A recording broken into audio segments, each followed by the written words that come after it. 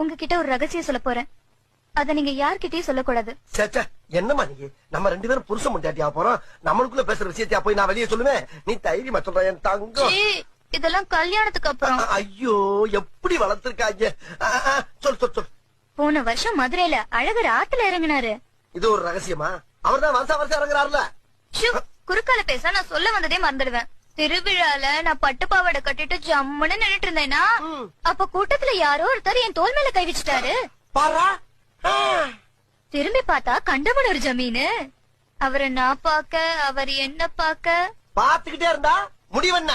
வெக்கப்பட்டு கண்ணம் மூடனேனா கண்டமனூர்காரு என்ன கண்டம் பண்ணிட்டாரு.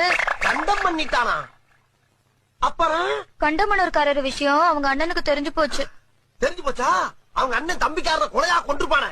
அதுதான் இல்ல, தம்பி பொண்டாட்டிய தாம் பொண்டாட்டி மாதிரின்னு அவர் யதார்த்தமா கேட்க